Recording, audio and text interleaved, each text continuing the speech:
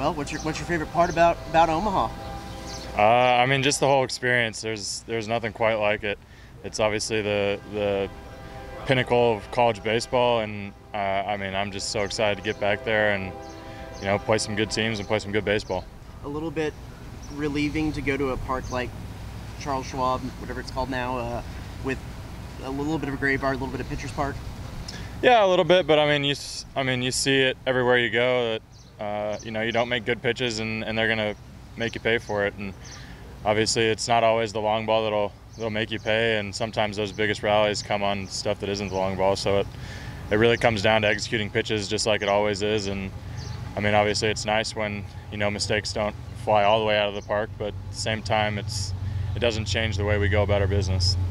When you came in the other day and you're trotting in from the bullpen with a full count, did you realize it was a full count? No, I was definitely aware there was a full count. And obviously it's not a situation that you normally come in, but I knew that they had a plan for it and they had a reason for doing it, so I was just going to trust what they had said and come in and execute a pitch, and at that point, whatever happens, happens. Is there no better test to prove how good your slider is in that? Because you got to think that he knew that was coming in that situation, and you trust it, and it's just kind of like, see if you can hit it?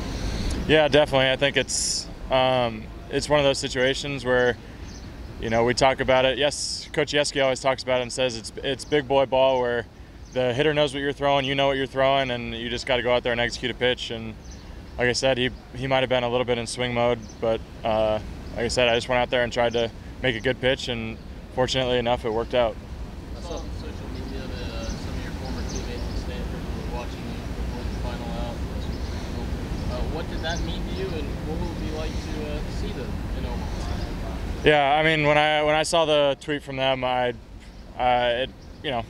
made me feel a little bit emotional about my time there. I obviously loved every second I had out there, and so to see them supporting me like that and tweeting that out, I thought it was very classy and just a super awesome thing to do. And I've been getting texts from them all year and texting back and forth with them, and we always say like, okay, like just keep going and we'll see each other in Omaha.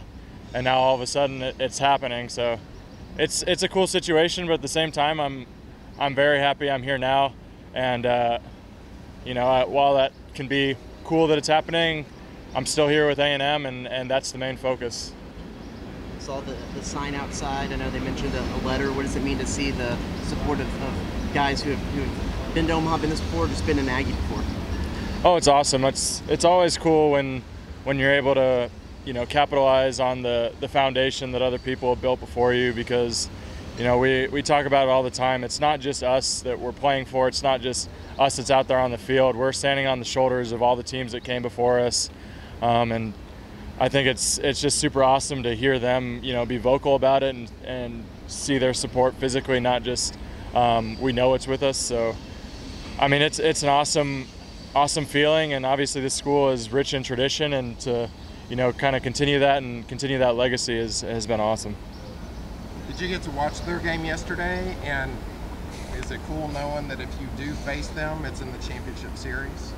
Yeah, I obviously was watching their game. I try and catch as many of their games as I can, but yeah, it's kind of crazy that if we do run into them, it'll be in the championship series. But like I said, you can't get too far ahead, because just getting there is a grind in itself. So we just got to go out and take care of business, and if it works out, it works out. If not, like I said, it's still an amazing experience.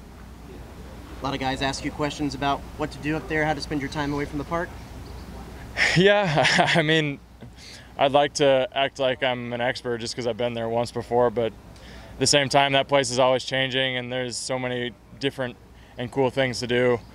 Coach talked to us yesterday about it, and it's just about, we've been a pretty good road team this year, and so we don't want to change up too much of our routine. And while there's going to be other distractions and other things pulling us in different directions, we still just kind of want to stick together as a team. So we might go do stuff together, but at the end of the day, we're going there to play baseball, and that's really what the main focus is.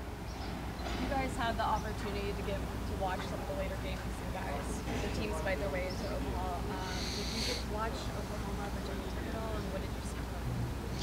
Yeah, we're watching those games, and I think it really applies to any team, but especially with Virginia. They're a resilient team, and they might not have had the year fully, or the whole year that they would have wanted to have, but they're getting hot at the right time, and they're a pretty resilient team in and of themselves. They've had to go through some big ups and downs, and I think the biggest thing when you get to this point is you can't really overlook or underestimate anybody, because to get to this point you have to be really good, really hot, or both. And like I said, that team there does a great job of battling. They grind out every at bat. Their pitchers do a good job of filling up the zone and locating off speed. So it's going to be a battle, and I mean every game once you get to this point is, but this one especially.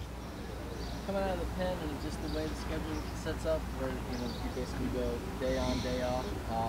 Obviously theoretically they keep you fresh for every game, but you could end up where you're playing every other day over 10 games. Just kind of, is that a challenge for you as a pitcher, or do you think that'll be easier to do? And what's the key to getting through it? Yeah, it's got its pros and cons, but when it comes down to it, we've been preparing our bodies all year for this. Everything we do from the time we show up in the fall to this moment right now has been to prepare ourselves to be ready to go in the biggest situations. And when there's Omaha, when there's a national championship on the line, everybody feels like they can dig down and find that extra level, that extra pitch, that extra hit, whatever it is.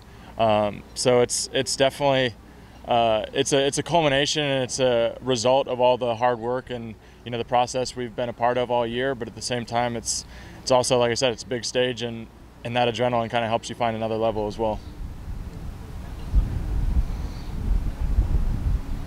Awesome. Thank you.